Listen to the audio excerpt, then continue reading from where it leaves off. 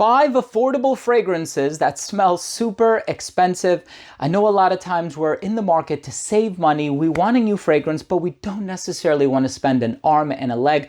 Well, in today's day and age, there are a lot of fragrances out there that reverse engineer very popular DNAs of both designer and niche fragrances. And they actually manage to come very close because they have the access to the raw materials. And anyway, I'm not going to get into it, but if you're interested in saving a considerable amount of money, make sure to stay tuned.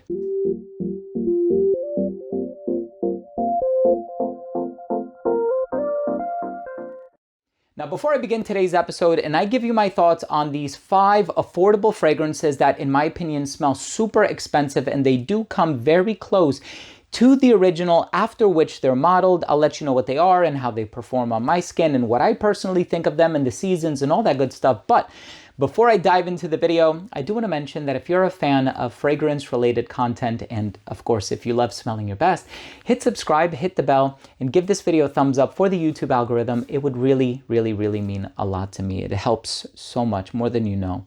So, of course, these are great alternatives to some really popular designer or niche fragrances. And, before we start the video, I just want you to drop a comment down below and let me know, what is your favorite affordable fragrance?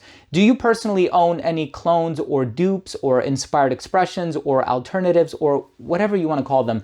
Do you have any fragrances that are inexpensive that mimic some more popular fragrances? If so, which ones are your favorites? Because I would really love in the future to make another video curated around your list and your selections. And so I think that would make for a really interesting video, just to know which ones are really resonating with my subscribers and the community in general. So here's one by Killian Paris, Blue Moon Ginger Dash. I think this is an amazing fragrance. It's a little salty. It has gotten compared to Bulgari Aqua.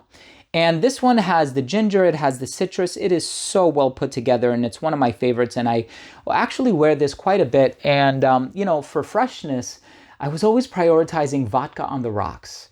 And that one was a very fresh, bright, upbeat, easygoing, so easy to wear fragrance. And that was, I'm not going to call it a signature scent, but it was somewhat of a signature scent for me. And when this came out, I said, all right, I'm going to start wearing this one. And for the summertime, it's amazing.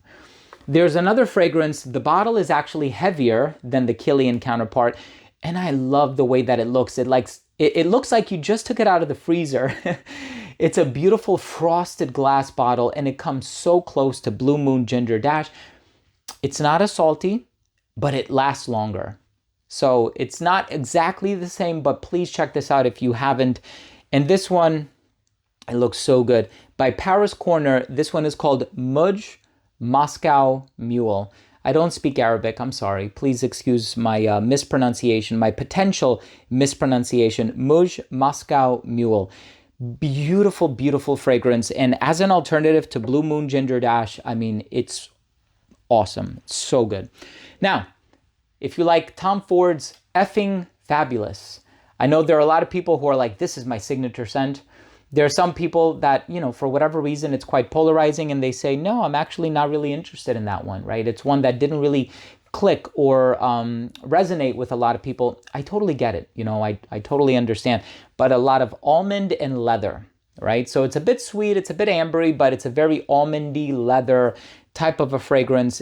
Well, from the Duo brand, you can wear Effing Unbelievable.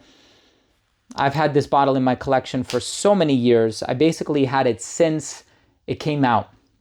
And this one, the liquid has gotten a little darker, not by much. And this one smells so similar to the original. So you'll see we have some niche on this list. We also have some designers, but Effing Unbelievable is an amazing alternative to Effing Fabulous. We also have, and my God, this is also somewhat of a signature scent for me. I love wearing this one. And of course, in the summertime, my signature scent from this brand is Oceania. That's been said on this channel now for so many years. I will always have a bottle of it in my collection. I will always, give it its praise because it's well deserved, if we're being honest. But Elysium, so Elysium, very bright, sparkling, citrusy, clean, musky, woodsy, some clean white florals in the heart. This is the brand's best. And I also have the Eau Intense version, and then I also have the other concentration, which is the Parfum Cologne. Elysium is amazing, right? And I bought this bottle not when it came out, maybe like a year later or something, but I love this one. Well, from the Duo brand, you can also get Supernova. Supernova comes super close to the original, and sometimes when I don't want to wear the original and maybe there are some days, especially when it's really hot, I want to go a little heavier on the trigger. Instead of wearing, 12, 15 sprays of the original, which I know for a lot of people seems excessive if you're not an oversprayer, sometimes I will couple it with the Dua just to give it that extra oomph, right? That extra push that I think it could really, really use. But the longevity on it is very good, right? Especially with the Dua, Extrait de Parfum concentration. They both have really good longevity. So I'm not going to sit here and lie to you and say the Dua gives you better longevity. I think it's pretty much the same. So as an alternative, you can get Supernova. Now, if you're interested in something that gives off CEO vibes, something that is very dressed up, dressed to the nines, dressed to impress, fantastic for an office setting, something that gives off this old money and old world aesthetic, I think this one is so good. And this one doesn't get spoken about as much from this brand. And let me tell you something. I love this one. I love Vetiver. I love Scandal. I love Danger, even though Danger is a bit spicy and some people say it's a bit old school, but honestly, Vetiver is amazing, right? Definitely gives off old money vibes, and I will always have a bottle of this in my collection. Vetiver is amazing. I will continue to praise it as I would with Elysium. I just think it's so well put together. And again, from the Duo brand, we have Vetivero. So again, if you like that Vetiver DNA, you're looking for something so strong just off the atomizer. If you're looking for something that is affordable, you don't want to spend hundreds of dollars, which I get it, it's totally understandable. Vetivero by the Duo brand is really, really good. Now, in the number one spot, and I just kind of picked this because I think this one is, first of all, it's so easy to wear, very well put together, very classy, very elegant, super inexpensive. The presentation is incredible. You get your money's worth with this one. I think it's worth every penny. And of course, the original is super popular, and it seems like the consensus is that this is people's favorite, right? I don't know if you can drop a comment down below. Let me know if you disagree with this statement. Maybe I got it wrong. But it seems like the least favorite, unanimously, right? Just from what I've read and what I've heard and what I've seen, the least favorite is Sauvage Eau Forte. The favorite happens to be the Elixir. I don't know. I personally love the Parfum version. I think it has the complement factor of the original, not as diffusive, but it has the longevity. Now, for whatever reason, Sauvage Elixir seems to be people's favorite. And I get it. I really, really do. I think it's a beautiful fragrance, quite gorgeous. It's elegant. It's very refined, very well put together. Now, if you want an alternative to that, and I think this one is, it's a no-brainer. Every guy should have this in their collection, in my opinion.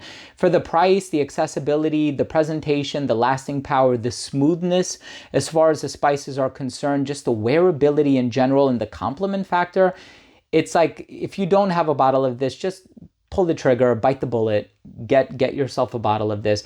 And it took me a while too, and I said, do I really need it?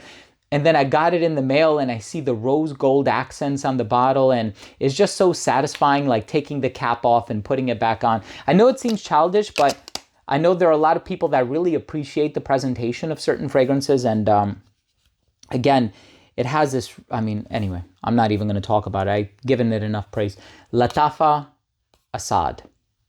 And this one, yeah, in the opening, so the original Sauvage Elixir has the licorice, the cardamom, the nutmeg. It opens up very, very spicy, and it does give off like a bit of a musky vibe. Some people have even equated it to the smell of BO. You give it a chance to settle down, it changes a lot, right? But with Latafa Assad, you have that smoothness immediately. And I just think it's really, really nice. And, there's also Yara and Yara Candy and Zanzibar. And there's a lot of other fragrances in this presentation. Latafa did an incredible job with this one. So thank you so much for watching. Don't forget to drop a comment down below. What is your favorite inexpensive fragrance? If you have any favorite dupes or clones or whatever, drop your comment down below. I always love hearing from you. And of course, if you took anything of value from today's episode, I would really appreciate it if you would consider supporting the channel by clicking subscribe, hitting the bell, and giving this video a thumbs up for the algorithm. It would mean the world to me. Thanks again for watching. I love you all, and we'll see you tomorrow with a new episode. Bye.